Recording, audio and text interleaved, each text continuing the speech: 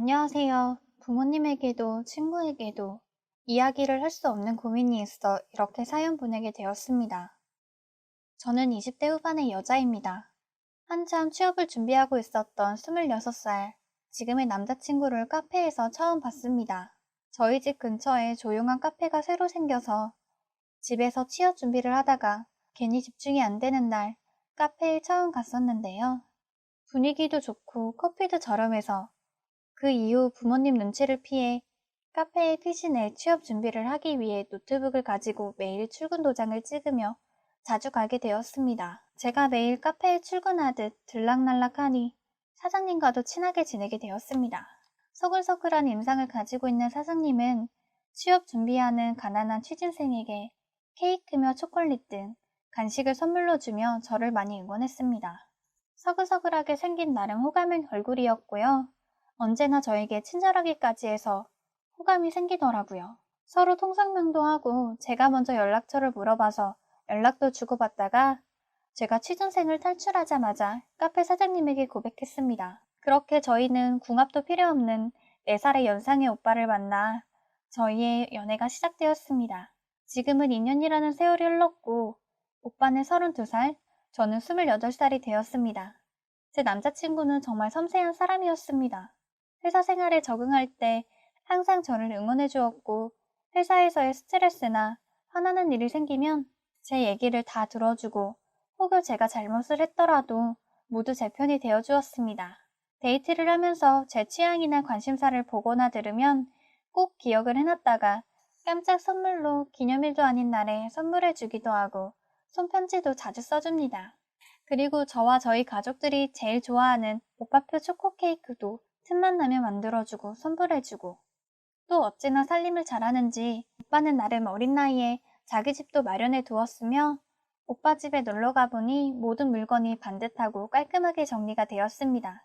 오빠가 직접 저녁으로 제가 좋아하는 잡채며 닭볶음탕이며 계란말이 등 해주었는데 요리도 꽤 잘하더라고요. 음식도 요리도 잘하고 저를 아낌없이 사랑하는 이 남자를 보고 있자니 안 그래도 제가 좋아해서 먼저 사귀자 고백까지 했는데 더 깊이 이 사람에게 빠져들었습니다. 자기 사업도 하고 있고 야근하는 날이면 간식과 함께 항상 저를 데리러 와주고 자상하기까지 하니 100점짜리 남자친구와 결혼도 하고 행복한 가정도 만들고 싶었습니다. 저희 부모님도 오빠 카페에 자주 놀러 가기도 해서 서로 아는 사이로 지내고 있는데 엄마도 꽤 마음에 들어 했습니다. 저는 이 남자가 제 인생에 확신이 서서 제 친구들에게도 줄곧 소개시켜주면서 서로 안면을 튼 지 오래입니다.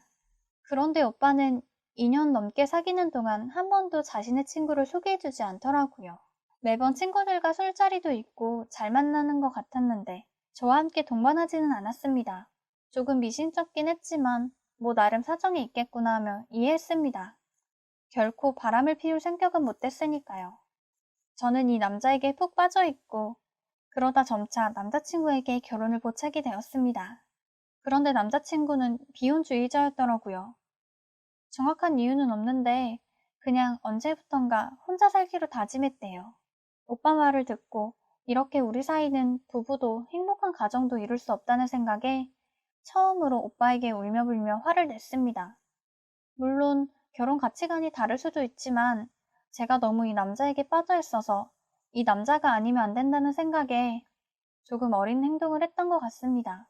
오빠의 결혼 가치관을 바꿔보려고 애를 썼지만 오빠는 그 자신과 결혼하면 오히려 제가 더 불행할 거라며 말도 안 되는 소리를 하더라고요. 저는 너무 행복하다. 오히려 오빠와 결혼하지 않는 그게 더 불행할 거라며 오빠를 계속 설득했고 오빠도 마침내 저에게 결혼하자고 하더라고요. 그동안 저에게 결혼 문제로 상처 줘서 미안하다며 지금처럼 항상 행복하게 해주겠다고 프로포즈를 받았습니다. 그렇게 프로포즈를 받고 서로의 부모님을 뵙고 아무 탈 없이 결혼 준비를 진행하고 있었습니다. 그런데 제 친구 중 한 명이 아무래도 자신의 친구를 안 보여주고 소개를 안 시켜주는 건 조금 의심이 든다며 결혼하기 전에 서로의 친구, 부모님은 꼭 봐야 하는 거라며 저에게 조언을 하더라고요. 내심 오빠 친구 문제로 서운하기도 하고 살짝 찜찜하기도 해서 오빠에게 오빠 친구들을 소개해달라고 했습니다. 오빠는 처음에는 곤란하다고 했는데 친구들과 며칠 내내 전화통화를 하다가 약속을 잡더라고요.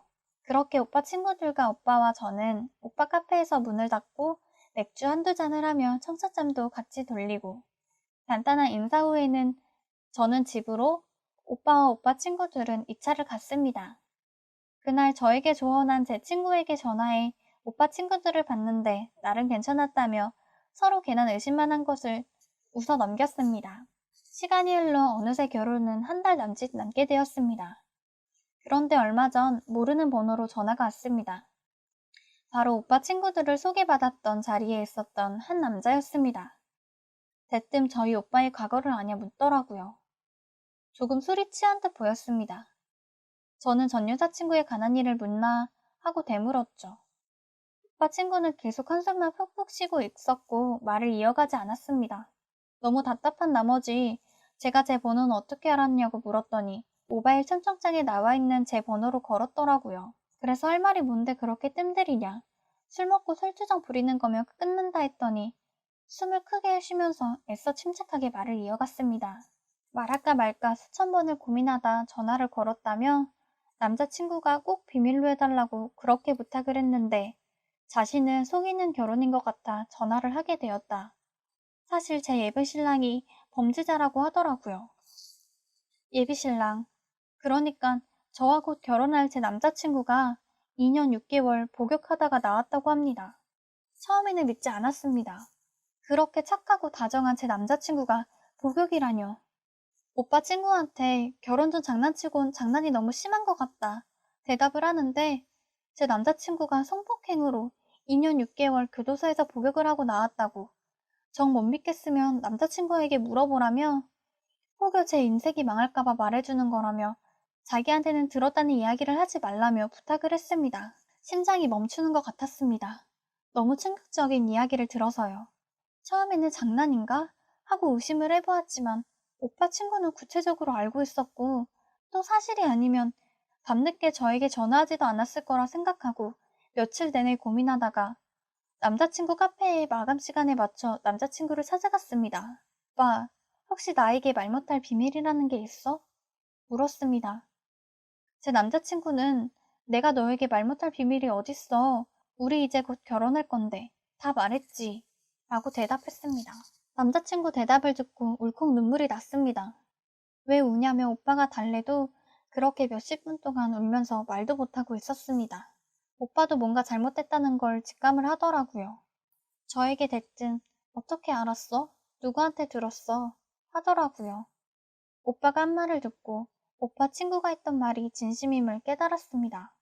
도대체 어떻게 된 일이야? 오빠 교도소에서 복역하고 왔다며. 그것도 성폭행으로. 어떻게 나한테 이런 걸 비밀로 숨겨? 평생 동안 나 속이려고 했었어? 그러자 제 남자친구는 그래서 내가 나랑 결혼하면 네가 불행할 거라고 했잖아. 합니다. 더 이상 오빠 말에 참을 수 없어서 카페에 나와 며칠 동안 오빠와 연락을 하지 않던 중 오빠가 야인 모습으로 저희 집 앞에 찾아와 서류를 내밀더라고요. 이 서류들을 읽으면 더 이상 우리 사이엔 비밀이 없어진다고 한번 읽어보라네요. 그리고 저에게 편지까지 썼다며 서류를 보고 편지를 읽고 연락 달라고 합니다. 집에 와서 오빠가 준 편지와 서류를 가지고 올라오면서 집에 와서 오빠가 준 편지와 서류를 읽어보려고 했지만 볼 용기가 나지 않더라고요. 끙끙 앓다가 서류부터 읽기 시작했습니다. 서류 봉투 안에는 경찰 조사서부터 검찰 조사받은 내용, 법원 판결문 등이 있었습니다. 남자친구가 7년 전 친구들과 술을 마시고 혼자 귀가하던 중에 앞에 가고 있는 여고생을 넘어뜨리고 입고 있던 교복을 벗기려고 했다. 여학생은 제 남자친구의 행동을 저지하려다가 팔과 다리에 상처가 크게 났고 남자친구는 자신의 바지를 벗던 중 그 자리에서 체포가 되었다라는 내용이었습니다. 죄명은 강간치상이었고요. 다행인지 다행이 아닌 건지 강간까지는 아니었고 강간치상으로 사건이 종결되어 있었습니다. 판결문을 마저 읽어보니 피해자가 미성년이었고 부모님이 강력하게 처벌해달라고 요구했기 때문에 합의 없이 징역 2년 6개월을 선고받았더라고요. 읽는 내내 눈물이 났습니다. 내가 사랑하는 남자친구이자 곧 저와 결혼할 사람이 교도소에서 그것도 미성년을 해코지 하려다가 그랬다니. 그리고 마침내 오빠가 쓴 편지를 읽어보았습니다. 그날 술을 너무 많이 마셔서 제정신이 아니었다.